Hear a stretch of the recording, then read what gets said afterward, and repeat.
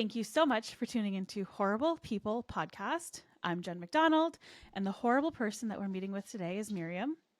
Would you mind telling us a little bit about who you are, where you come from, what you do, all that fun stuff? Yeah, thanks so much for having me. I'm super Thank excited. you. I been watching all of your podcasts. I'm like, oh my Oh, gosh. And so cool. when you reached out to me, I was like, yeah, I do. Of course I do. Even though, yeah, let's be real, I'm a little nervous, but that's all good. I love it. Everybody's always like, what? How are you nervous? You love talking to people. Yeah, I know it's weird. It still um, happens. Yeah. right. I run a yoga and wellness business. It's a little more unique than just teaching your typical, like, follow the leader kind of yoga classes. I teach a variety of different practices, and we'll probably dive into that in the conversation.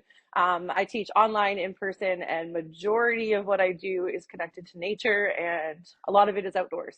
Love it. That's amazing. Okay. Hmm. Well, speaking of the outdoors, the week that this releases is turkey season. Woohoo! So I know I'm so excited. I can't wait. I've just been waiting for this since like last turkey season. Legit, it's Um, my favorite time of the year. It's Me like better than too. Christmas. Yes. I love like turkey hunting is my top favorite. Are you getting out next week Y- or Yeah, April 25th, I'll be out there first thing in the awesome? morning early. I should probably like start waking up a little bit earlier and like training my body again for 3:30 Getting wake ready up for calls. that? Yeah, that's true. That's the rough part. Oh, that's really exciting. Awesome. Um, so what got you into hunting? Did you always hunt? Were you always into hunting and foraging? No, actually, this is my seventh year. Oh, cool. Turkey hunting got me into hunting. So, Oh, wow. um, over 7 years ago, my partner at the time, like he was like really heavily into hunting. Okay. My stepdad and like family and stuff had always hunted, and I was scared of guns. Um, Okay. and I just never, I don't know why. Like, there's no reason why I should have been. And I just was like, no, I'm never going to hunt with a gun. I'm going to like learn bow hunting. And my brother was really into bow hunting and like he traveled Canada and did archery and Oh, was like cool. really into that. And then fast forward, I met somebody that loved hunting and he gun hunted a lot. Yes, he used the bow for some stuff, but not for everything. And then I just was like, he's like, you should just try it. Just like, let's just go shooting. I was like, okay. And then like one thing just led to another, and I was like, oh my God, this is like stress release and like it's just Yeah. like being connected outside and yeah. And he's like, let's try. So we started with grouse hunting, actually, grouse hunting and rabbit Fun. hunting in northern Ontario. I'm originally from Alberta, so Oh, I've okay. I kind of didn't know like that. moved all around the country, and I Yeah. landed on the Bruce Peninsula in Ontario. Um, I have no family here; they're all out west. However, my partner at the time was like, "We're gonna get you into it," and I was like, "Okay." And I loved nature and I loved hiking, and so we just kind of went for like a bird walk, and we'd go for a rabbit walk, and then he was like, "You know what? I think you would really love turkey hunting because it's very interactive." And I'm like very high energy and super hyper and like squirrel. And I was like, I don't think I could ever sit still enough for deer. It's hard. Well, fun fact, this past year was my fifth deer hunt. And I just harvested my first deer this That's past so exciting. fall. Yeah. So turkey hunting's so fun though because it's interactive and you get to talk with them. Yes. You get to like, I mean, no matter what season you're hunting, you like get to be connected to nature, but there's like a different vibe in the spring to like wake up with the Yeah. forest. Yeah, everything's like waking up for the year almost. Like Hmm. you're seeing all of the new plants and everything come up, all of the new little baby animals. Like, yeah, the year's just like beginning basically. It's really cool That's to like kind of watch. like my new year. Like people always celebrate like Yeah. January as a new year, but really spring is like the beginning of a year for me. Yeah, I can see that. I mean, New Year, Hmm. the legitimate New Year is like in the middle of winter, so you just go from like Right? winter to more winter. So I can totally see that. I saw on your Instagram that you offer that you, I guess, showcase outdoor education. So, what kind Hmm. of outdoor education do you either teach or offer to your followers? Yeah, so I teach a number of different retreats throughout the year. Oh, Majority of them cool. are in the spring and the fall, mostly because those are my two times of the year, my favorite times of the year, where I get to like teach people about different plants and animals, and it's an abundant season in the spring and the fall. Summer and Mm. winter, not as much, for, to keep people's interest when, especially people that are like new to like learning about different plants, whether they're edible, medicinal, or utilitarian. Um, and then I most recently, I think I'm on my fourth year of leading some modules with the Great Ape Empire. I teach on a survival course. So I'm one of the female Cool. facilitators, and I guide mindfulness from a place of being connected to the outdoors. So anything along the lines of like breath work, guiding people how to like calm yourself down or energize yourself or warm yourself up or cool yourself down. So Oh, very cyclical in terms of what we're doing in the outdoors. that's so cool. Okay. Mm-hmm. Yeah, I had no idea about that. I think I saw maybe a picture or a post about like first aid maybe. Mm-hmm. But yeah, I didn't realize there was so much more to that. That's really interesting. Yeah, so the survival course that I kind of collaborate with, it's a partnership with a couple of different organizations, but it's definitely led and facilitated by a group of veterans. Oh, So cool. Canadian Force, yeah, so military folks that have brought their skill set, and they do this, and it's anywhere from weekend courses to module courses to 7 days and 10 days. Wow. So there's anything to do with, fire making, shelter making, filtration of water, like your basic survival, but then also there's a component of the medical side. So if you were, you're on a hike somewhere, or you're like going to look for like leaks, or you're going to look for some sort of plant medicine, and then you've been looking down the whole time and you're like, oh shit, I'm lost. What do Yeah. I do? And now like night falls, it's like, are you prepared? Because you would be so surprised. Like so many people say like, oh, I could last in the wilderness. And then these people come to the 7 and 10 day course and they leave like, I'm so grateful that I took that course. I'm so grateful that I have these tools because I actually didn't know any of this stuff. Yeah, I guess there's a whole aspect that you wouldn't even think of until you're in that situation. Right. Oh my gosh. Okay. And speaking of foraging leaks, that's another super exciting season that's coming up. I find that foraging season usually kind of opens up around the exact same time as turkey season. What are some of your favorite things to forage? In the spring Yeah, specifically, I in the mean, yes, spring. definitely leeks because you can do so many different things with them. Yes. And I would say some of the things that are not maybe as popular of like springtime forage is spruce tips. I love spruce tips. It's like they're just like the amount of vitamin C in them, first of all. So they're like kind Oh, of like a pop of like citrus in your mouth. So like you can just eat them right off the tree. okay. Um, I like spruce tip tea. You can do like a hot tea or a cold tea. Um, and then you could make Cool. different sugars with them. Oh, okay. I've Mm-hmm. never foraged for them. I've definitely seen them, and I'm always thinking like, I know those are edible, but like I never bothered, harvesting them before. So this year I'm definitely going to do that, especially the Yeah, fact that it gives you like more vitamin C and everything. I mean, it's nice whenever you can forage something that gives you a lot of right. nutrient benefits. For sure. Yeah, I usually at this time of the year I start to like kind of share some like tips and tricks and like, okay, so when you're out, look for these things, especially things that are like easy to identify because Yeah, people want something, right? When they go out into the forest, they're foraging whatever. They don't want to like go on a wild goose chase for like to find mushrooms that they're nothing. never gonna see. Yeah, 100%. So I try and do like the things that you may see a little bit easier so that it kind of gets you excited to like learn a little more about like flora and fauna.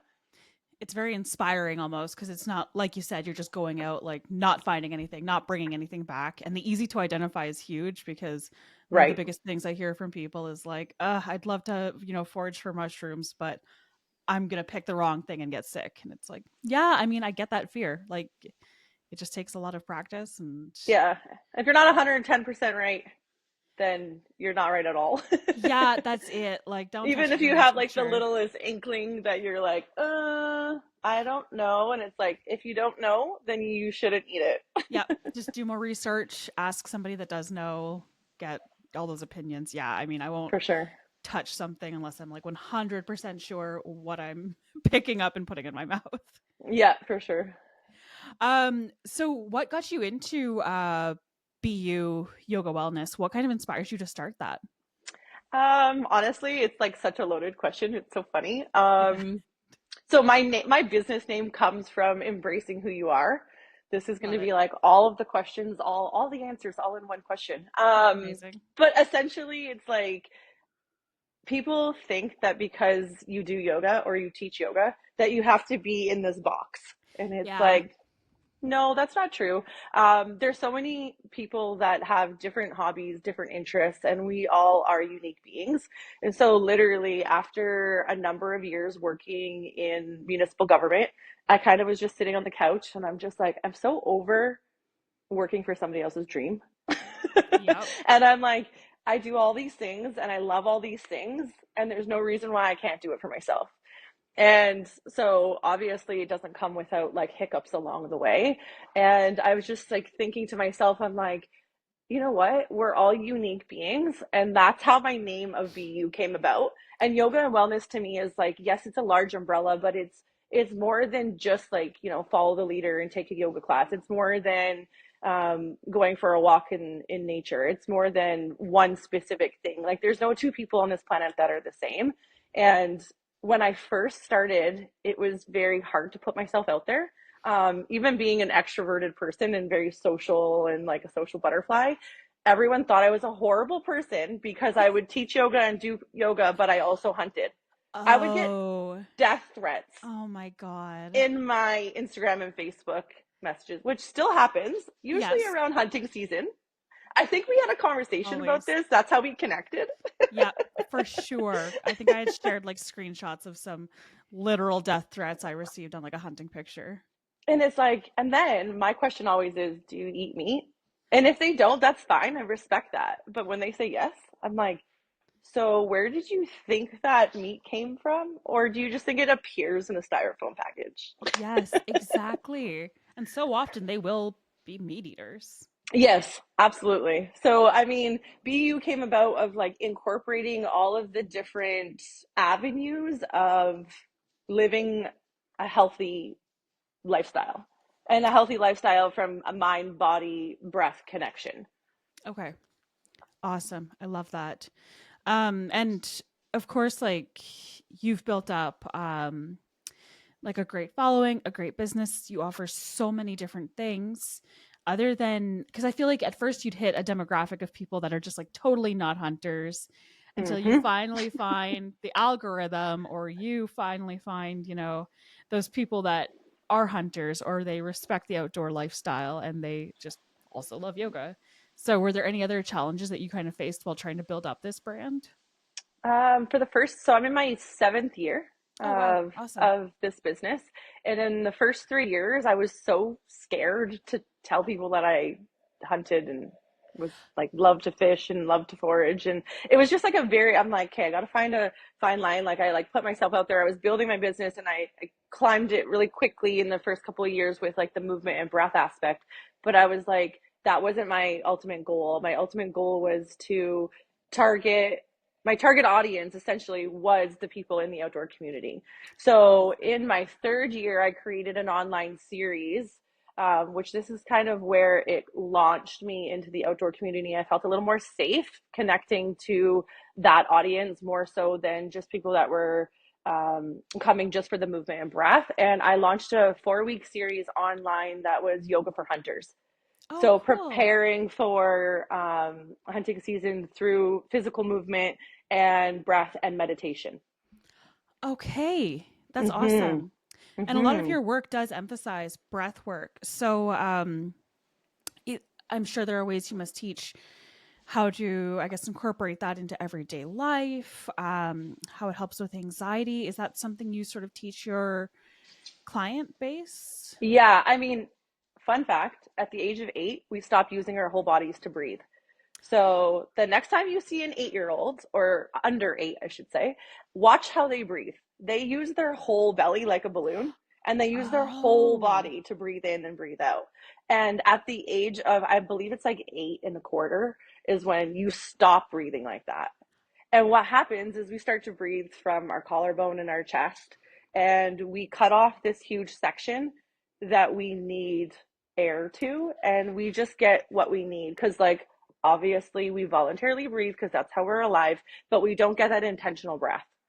So we're cutting off all of this space by not Okay. using our whole body to breathe. So just as simple, and it doesn't have to be fancy, just as simple as like directing breath, starting at the bottom of your belly button and using your whole body to breathe in and out. That's just something so simple that every person can do once they are made aware of it, right? Yeah, 100%. And I mean, that makes sense to me now because I'll do yoga at home just through YouTube videos. And they Mm-hmm. always say, like, take a good belly breath, take a good belly breath. And I'm just thinking, like, oh, it's just a deep breath. But yeah, Right? that's kind of like what we have to do. I That feel always like people makes are so interesting to watch because, like, the human library is like the best library on this planet, and I just sense. always watch beings because it's like I can learn so much from them, right? So like Yeah.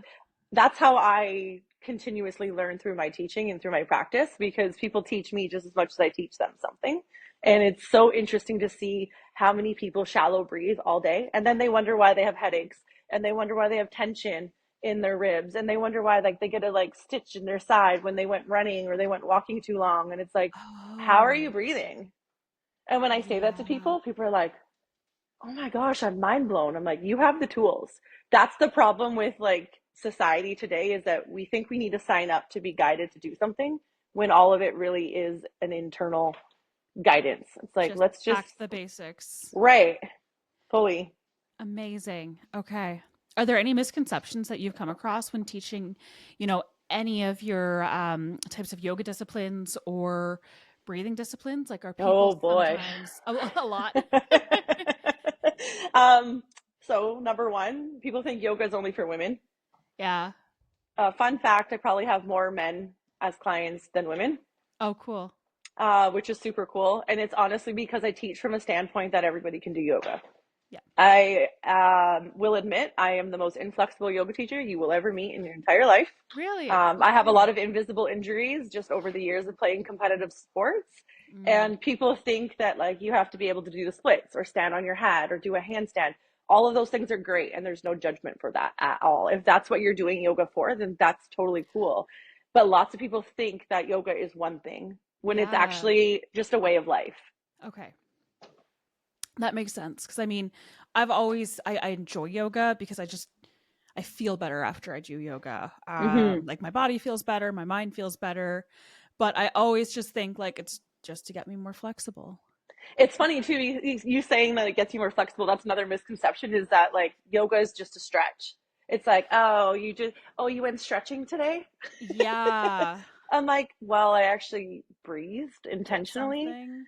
and was silent and still. Like, there's so many different styles. So I teach a few different styles, Yeah. and they're all very different. So I teach a flow practice on Monday evenings in studio, and that flow practice is more your typical yoga. And I say that with quotations because everyone's always expecting it to be like a workout, Okay. and yoga's more of a work in my way of guiding. And it's like, yes, it serves a purpose to move at a faster pace, but also connecting breath to movement is what my flow practice is all about. And then yin in studio, I don't teach it below 75 minutes because you're holding poses for like 3 to 5 minutes. And in that Oh, practice, you're accessing connective tissue. You're going deeper than just muscles, and you're supporting your okay. fascia that is, supporting your muscles. So if you taught a 60-minute class at the end, you're going by like you're not doing that many poses, and you're not giving yourself time to like sink into those poses. Okay. And then restorative Awesome. yoga, which is a whole other ball game. It's the art of not doing. So like a lot of the men that come to my restorative yoga classes, they call it nap yoga, sleep yoga, because they're like, oh, we're just going to take a long nap. But it's more meditative. It's more about Okay. mindfulness and staying present in the moment, but supporting your limbs. So there's no like stretching, there's no lengthening, there's no strengthening. You're literally completely supported by a number of different props that gives your body an opportunity to feel fully supported, to just kind of like take a deep breath and let go for 90 minutes. Wow. Okay, that makes sense. I mean, that's just so healthy for the mind and then for the body. Right. And then one more other misconception that I find absolutely hilarious that ties into the connection of like hunting and nature is that people think if you do yoga or you teach yoga, you have to be a vegetarian. Oh, yeah. I have I'm like, seen that where? like in media so Yeah. much. They just present like people that do yoga as being these, vegan.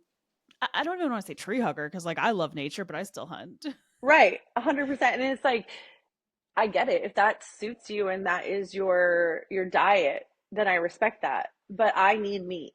If I Yeah. don't eat meat at least twice a day in two of my meals, like my energy is low, like I don't feel good, like I need that in my diet. So who is somebody else to tell somebody that they don't need that, you know? Yeah, it's so weird to think that people are connecting this like discipline or practice with your diet. I mean, like Hmm. what other sport or activity is connected with, you have to only eat Right. And like the vegetables? spiritual practice of where yoga comes from, like where it originate, like where some of the styles originates from, that culture, that community definitely are more of a vegetarian community Okay. and culture. But if you looked at how yoga has evolved and how people need it, you should be teaching or guiding yoga to a place of making it work for that person, Okay. Yeah. because at the end of the day, yoga is about freeing your mind and your body from suffering.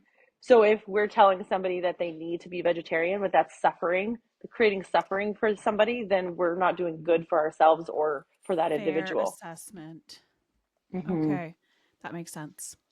And a lot of your yoga or your classes, you said like it's all a lot of outdoor practice. So are a lot of your classes held outdoors? So, weather permitting, of Yes, course. totally makes sense. So spring, usually Mother's Day is when I start my outdoor practices. Love it. And then I usually travel across the region that I'm in and bring Oh, yoga to unique places and spaces. So, for example, I have a mini mindfulness retreat happening at a flower farm. It's a tulip farm in May for Mother's Day weekend.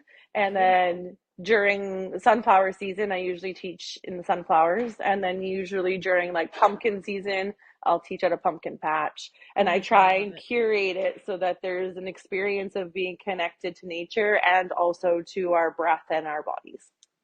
Very seasonal too, which is Hmm. very nice. It helps to get people out, get them excited. Do you see a lot of benefits to doing yoga outside, just yourself versus being inside?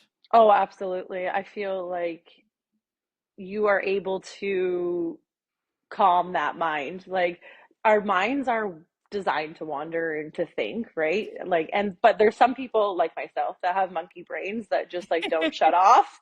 Yep, me too. And so just being outside, like having, the feeling of grass or ground versus Yeah. the space of a floor, and then looking up and seeing trees in the sky rather than looking at a ceiling.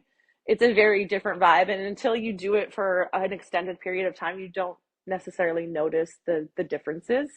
Um, but Okay. yeah, it's way better. I'd way rather look at the sky and trees and nature than look at a ceiling fan. A wall or something. Totally agree. I mean, I'm a huge believer in like grounding and you're out there in your bare feet and all of that kind of stuff and you can hear the birds and you can hear what's going on outside. So, yeah, I mean, without even knowing the science behind it, I can totally understand that doing it outside, being outside, so much better for you and probably so much easier to get better results than just doing it in your room kind of deal. Yeah, for sure. And especially we are so connected to devices and like technology these days. I just feel that we do so much online that it's just nice to be outside. Get Yes, outside. 100%. That's exactly it. Like, yeah, get away from the screens, get away from the blue light, get away from the constant distractions. Like, phone's always going off, emails are always coming in. Hmm.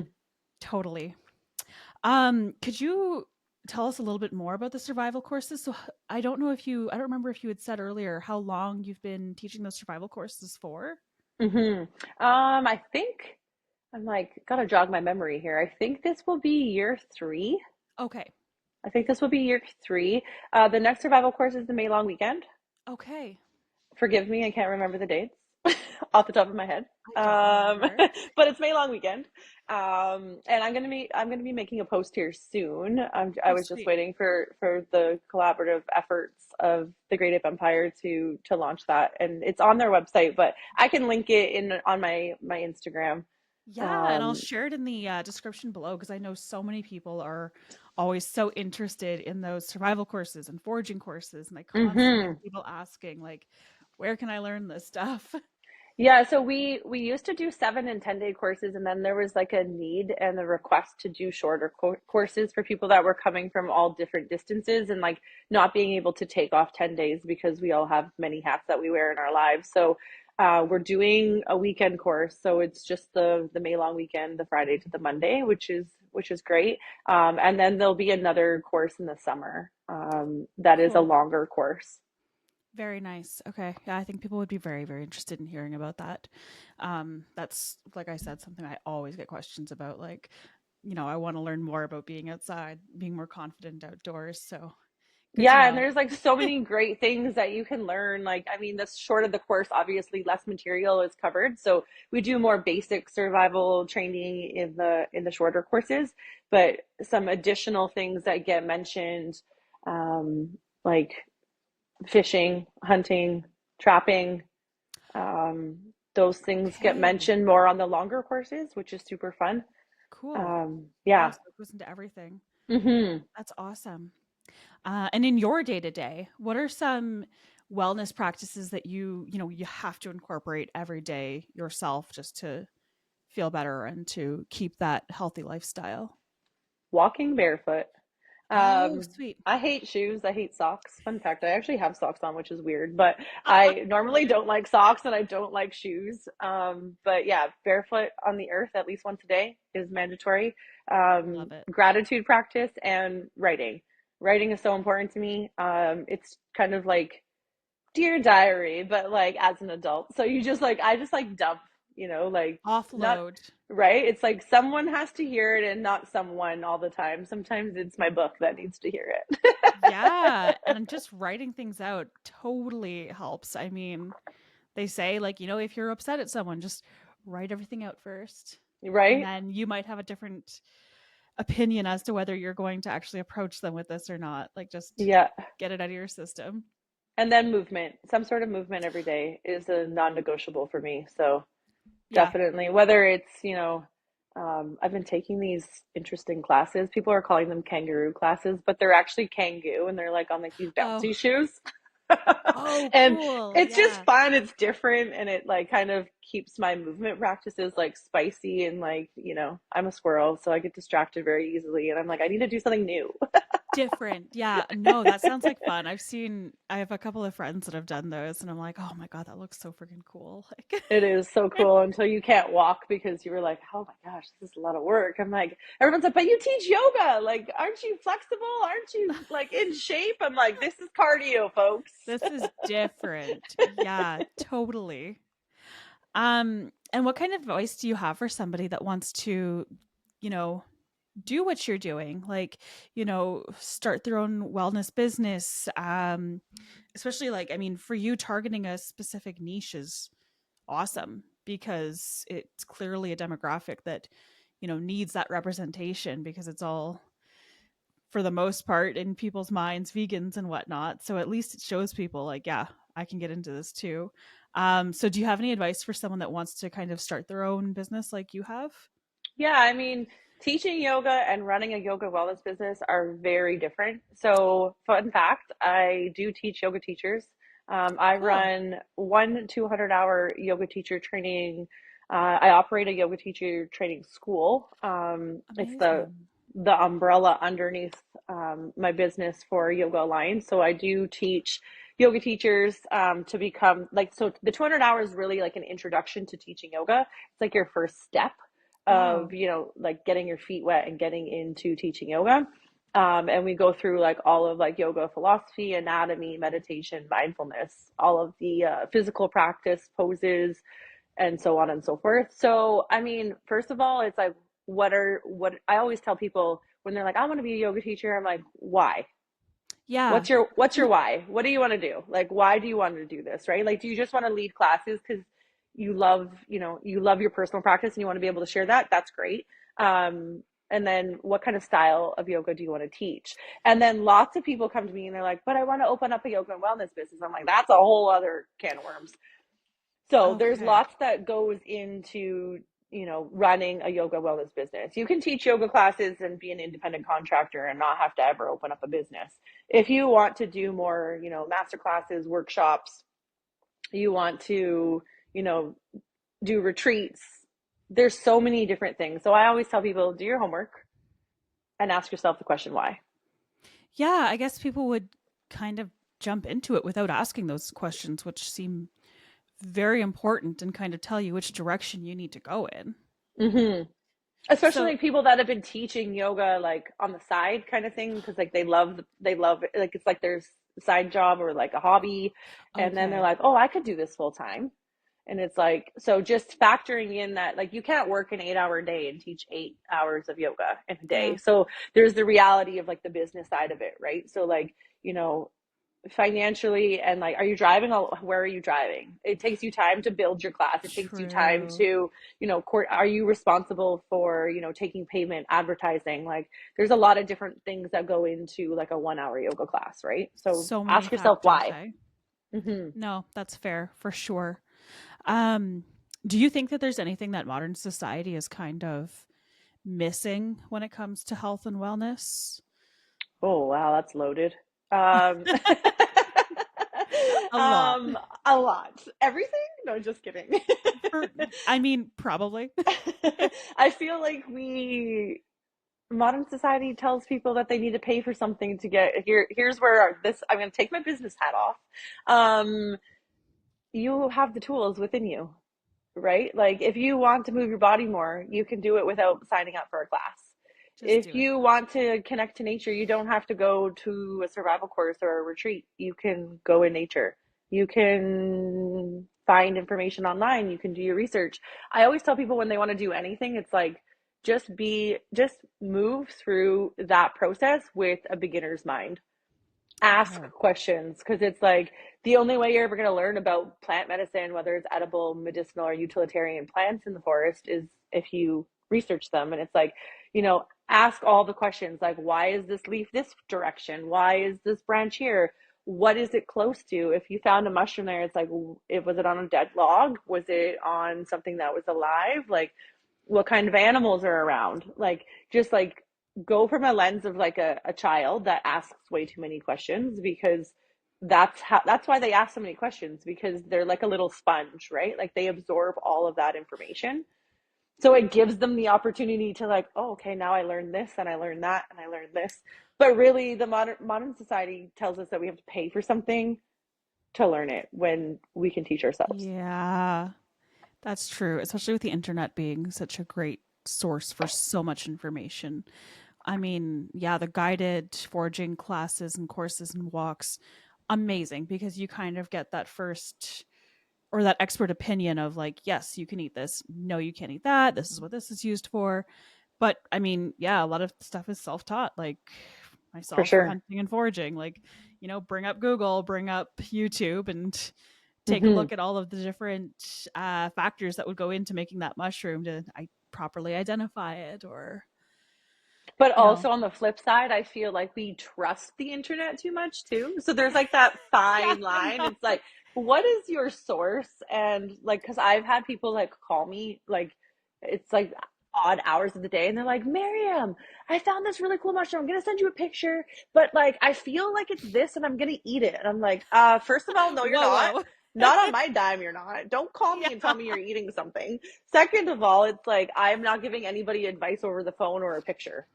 I'm Mm, not doing it. I'm like, smart. no chance. Yeah. Find a trusted source. I mean, ask questions. Yes, the internet can be your friend, but it can also Guideline. hinder. Yeah, it's a guideline. Let's go with that. It's a guideline. Totally. Yeah. I mean, if I am trying to find a new mushroom and I think I found it, I'm going to look at multiple sources. Like, if there's a shadow of a doubt, if one source says one thing and another says another, I'm just like, ooh, not touching this just yet. Right? That's why those foraging groups on Facebook. Love them. They're Yep. amazing. But so many people just put up a crappy picture and they're just like, hey, can you identify this? Can I eat this? And I'm just like, don't ask Facebook. Like through in the comment section, there's like 5 different answers here. Right? Do your It's kind research. of scary. Scary. It's great to, maybe get some information, have an opinion given to you, but like don't take that word for solid gold. Like, Right? yeah, I will never comment on those and be like, yeah, go ahead and eat it. Cause I'm like, I do not want to be responsible for somebody getting sick in any Yeah. way, shape, or form. Yeah. Scary Um, times. yes, it absolutely is. So where do you see BU being in like 5 years? Do you have Oh any boy.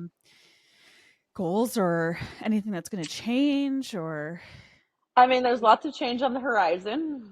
I'm a cool? very open book, but I recently went through a separation with my partner, so I am still That's up rough. here on the Bruce Peninsula. I'm not sure what direction I'm going in terms of like geographically speaking.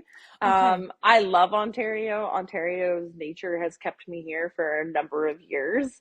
Even when I like leave for a little bit, I always come back. So I don't have any plans on leaving Ontario, but I mean, I Okay. never know what the future holds. I'm kind of a gypsy soul. I've always really been like that. This is the longest place I've ever lived in my entire life. Wow. Okay. And how long has it been? July will mark 5 years. Okay. Yeah. No, I get that. And I mean, after, a separation, when you work for yourself, you have so many options Mm-hmm. to Mm-hmm. just kind of go wherever. Right? It's not like you're tied down to like a job or like a location that a job is or anything like that. So, yeah. And like I have clients all over Ontario because of the nature of like how many times I've moved. I have clients out west still. Like Cool. I still stay connected and, host retreats in a number of different places. So, I mean, the world is my oyster. So lots of change coming up. That's exciting though. And I mean, yeah, it keeps you like inspired and Hmm. motivated for sure. Yeah. My life's not boring, that's for sure. That's good. That's amazing. Are you planning on doing any fishing now that, the season's starting, the open water season is starting to open up? I always say I'm a hunter that likes to fish, but I also don't like putting my own bait on my hook. Okay. I'm like, I'll clean animals, but I don't like things that squirm and worms. Those I'm like, squirmy little guys. So it's actually really funny because I said, I'm like, I need to fish more this year because like I really pushed that aside because I was so determined to successfully harvest a deer. And I was like, I did everything in my power in the last fight. I'm like, oh my gosh, this is so hard. So I put like everything of like hunting and like outdoors into successfully harvesting my first deer. And I literally went out on the worst weather and I was like, this is going to be the Oh, day that all of this happens. And sure enough, I was right. It was. But I said to myself, I'm like, around like December after muzzleloader season, I was like, I'm going to do more fishing this year. Like I need to stop pushing it off because I used to do way more fishing when I was out west. okay. And ever since I moved here, I don't really do that much just because the nature of like I moved to a parcel of land that was forested. So I spent a lot of time and energy getting it prepared and, food Clearly it plots paid and off. right, like wildlife management and all that kind of stuff. So this year I have a couple fishing trips on the horizon. Hey. One of them, actually, I went to the OFAH Gala in Owen Sound in March and I was a successful live auction bidder, which I've never ever participated in a live auction before. So I got a fishing trip for half the amount of money for four That's so days. exciting. And I'm going in the first week of June. So I'm super excited. And it's like Gulgama area, Oh. Northern Ontario. Oh, So okay. it's about a 7.5 hour drive from me. But it'll be a nice little adventure. And May long weekend, there's a fishing trip on the horizon. I'm trying to lock in some details, but that's like Timiskaming, like the Quebec side Oh, area. So okay. yeah, Yeah, I'm Quebec's thinking of got some going there. good fishing. That's awesome. Is there a specific species you're targeting in June whenever you go on this trip? Walleye. I mean, we call it walleye Delicious. where I'm from, but people call Same it here. pickerel. People call it pickerel here, and they're like, "Why do you call it walleye?" I'm like, I'm not American. I'm from Alberta, and that's what we Yeah. call it. I love that like pickerel walleye debate. Oh my god. Oh I my call it gosh. walleye. Everybody I know calls it walleye, but then you meet some people from a different area and they're like, that's not a walleye, that's a pickerel. Right? What Okay. region are Well, you from? I'm Eastern Ontario, so I'm really Okay. close to the Quebec border, about an hour east of Ottawa. Okay. Yeah, sweet. So yeah, I mean, for the most part, we all call it walleye, unless I, haven't met a few people around here that decide it's pickerel. But Yeah, I that's see those interesting because debates. everybody I know from that region, they call it pickerel too. So that's why I was like, what region are you Oh, from? weird. Okay, maybe I'm missing out on those people. No, that's really funny. Um, and so, can you tell us a bit about your deer hunting story? Like the first deer that you got? Oh my gosh, yes. Horrible day. So I hunted during rifle week and I was hunting with my partner at the time and we went out every day and he had a doe tag. Okay. And he was like, we're not, he's like, we're not using that doe tag until like towards the end of the week, blah, blah, blah. Okay, fine. 7 deer walked out in front of us 3 days in a row. And Oh, he's like, not happening yet. No, not yet. Like we had a couple of bucks in the area, so we were like, wait on them. right. And then we went hunting. He did some bow hunting, and then I went out and we did. It was muzzleloader. It was I like December muzzleloader. 4th, and I don't have a muzzleloader gun. I borrowed a gun because I was Okay. like, I'm freaking determined to go out there. And I was like, this is going to be the day. It's like, no, I don't want to go. Anyways, 7 deer came out. One of them stood by herself. And I was like, it was freezing. Jenna, it was freezing. I was like Oh walking out my there. The snow was up to my god. knees. I'm 5'3". I'm very short. But like I was walking out there and I'm like, what am I doing? This is stupid. I'm like cursing to myself. I'm like, this is going to be the day that it happens because it's so dark. It's so cold. I was once my toes and my fingers get cold. Oh, It's forget so, about it. I'm like 5 minutes before I took the shot. I was like, I'm done. I'm done. I'm not sitting here. Been there. And then I was like, you came out here, you have to hunt, da, da, da, da, da, all this stuff. I'm like, if I leave right now, everything is going to come back out. And we have the camera set up there too on the food plot. And I was like, Oh, I'm like, okay, fine. I'm like, screw it. I'm going to stay. And I was like,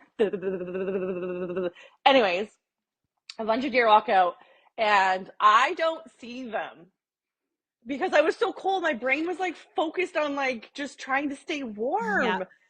And I'm like, I get a nudge and I look around. I'm like, oh shit. I was like, oh my gosh. So I'm like, okay, I got to sit up because I was like slouched just trying to stay warm, right? Yeah. Anyways, I get the crosshairs. Everything is like perfect, but I'm like, the deer starts to move a little bit and now there's like a tree branch and like I've never killed a deer before, okay? So like you can imagine like every little everything is just like I'm like breathe. Zipping through your Here's where my mind. breath work comes into play. I'm like Yes. take a deep breath, right? And so I'm like just waiting for the deer to like walk like inch just a little tiny bit more. And I took the shot and I was like I was shaking. I was like, "Oh my god." Like did I get it? And I waited. And I waited well, everyone's like, "Wait longer." I'm like went for a It's walk. down. She didn't go more than 30 yards. Good shot. And Yeah, then, she was yeah, just I was down. like, and it was like perfect shot. And I was like so scared because I'm like, Oh I've my never shot. god. Like I've practiced shooting, but I'm like, I've never killed a deer before. Like Yeah. everything changes, right? You know, if you're sitting upright, if you're breathing properly, if you're shaking, I'm just like, oh my gosh. I was like, okay, like, anyways, it was so much fun. And it started to snow so heavy. And Oh I'm trying to no. drag this deer just to like the spot to open it. My partner goes and gets the four-wheeler and like we're trying to like and then the four-wheeler got stuck Of and it course. was like then a tree went down. It's actually it's I'm like of course this is gonna happen. I'm freezing still by the way because I'm still outside. It's like been an Yeah. hour of like all of the things, right? Like but like I'm freezing but I'm sweating because like my adrenaline is like controlling my whole being right now. Like, Which makes oh you my even gosh, colder. right? I'm like oh my gosh. So it was the first time that, so my partner's like, you killed this deer, so like you have to do all the work. I'm like, yeah, I know. Like, yeah, of course. I'm I'm like, going to. but like I'm gonna start doing things and you're gonna guide me because I don't want to do something wrong, right? Like I've done it before with him, like when Yeah. he successfully harvested and like just to learn, right? But I'm like, this is the first time I'm doing all of this on my own, right? Jen, I started to throw up when I was clean. Oh When I was no. taking the guts out, I was like, oh my God, I can't. He's like, what's wrong with you? I'm like, I don't know why I'm doing this. And it was like, I think because I was so cold and my adrenaline was so crazy, and I had sat because I that was the longest sit I've ever done. But I was like, Oh if you don't shit. Okay. sit, like you're never gonna see things. So I was like, I No. literally was like pretty much out there like from noon onwards. And it's like going on like Oh, 6 something now, right? that's And too like much. Yeah. sundown was like 5:08 or something. And so I'm just like, oh my gosh, this is so stressful. So like he helped me. Um, Thank but God. it was I was like, oh my gosh, I did feel bad because there was milk, and I was like, oh my Oh, God. And he's like, well, the fawns should be weaning off. Like they shouldn't rely on mama anymore. But like I had like a little moment with the deer, and I was like, oh my gosh, I took a mama. And like, and then I did more research and I asked more friends that like are in hunting that have had way more experience than me, and they're, you have nothing to worry about. And fun fact, the fawn that was, I'm assuming was her fawn, she is living her happy life because I see her on the cameras all the time. oh, awesome. So, Fine. yeah, I mean, a lot of the time, that's, I guess, why they open it up for does. Like, the fawn are fine to live on their own. It's Mm-hmm. just So a then quick wean. we ate the deer heart that night, and then I essentially partied all night because I was like, oh my gosh, it finally paid Oh, off. Like sitting out there, I was like, such a high. everybody in the community came over, and like we had some Love it. celebratory drinks, and like everyone was like, I live in a small town, so everybody knows everything in a matter of Yeah. seconds. They're like, Mariam got her first deer. I love that. That's so funny. When I got a buck a couple of years ago, it was like a nice looking buck. I had it in the back of my truck into my driveway, and then some guy drives by and he's like, "Oh, that's like a gorgeous buck. Can I take a picture?" And I said, "Yeah." And then the next Monday at work, a guy that I work with comes up to me and he's just like, "Oh, I've got a picture to show you." And it's the deer that I had taken. He's like, "Oh, my friend sent this to me." And I'm like, "I know that girl." So it's so funny, like small town that people hear about a deer that you harvest. Like it's talk Yeah, of the town.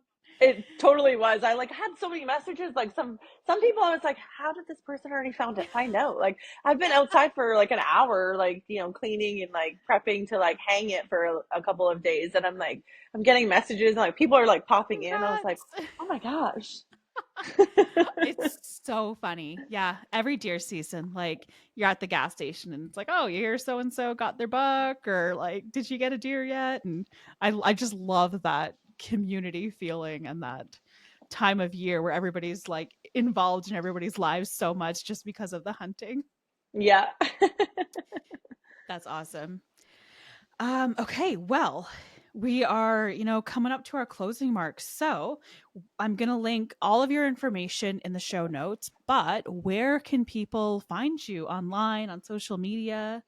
Yeah, so I have a website, buyogawellness.com. Also, you can find me on Instagram and Facebook at BU Yoga Wellness. Everything is kind of the same. Everything is like squished together, so that it's easy and seamless to find me.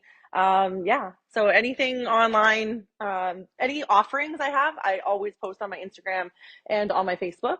Okay, And then anybody that wants to sign up for any of my offerings can reach out whichever platform serves you best. It all goes to amazing. the same device, Yeah, exactly. Constantly getting notifications from every which platform. right? Awesome. Well, thank you so much for taking the time to chat. I know the listeners are going to absolutely love this. It's super helpful. And I know that breath work alone just plays a huge, huge factor in any sort of shooting and hunting. So I Hmm. know that's what a lot of our listeners currently are, hunters and sports shooters. So yeah, I think this is going to be an awesome episode for everybody to learn Sweet. something. Thank you so much for having me. That was super fun. I'm like, Yeah, I'm loved it. not nervous anymore. Good. Okay. Yeah. Once you get talking, it's just like, oh, this is fine. Just need to get that A like, couple of friends call me Walt Disney because they're like, "You're such a storyteller. You could talk for hours." I'm like, "Oh gosh." that's exactly what podcasts need. So I very much appreciate that. Awesome. Well, thank All right, you. girl. Thank you so much. That was super fun. Yes, for sure. All right.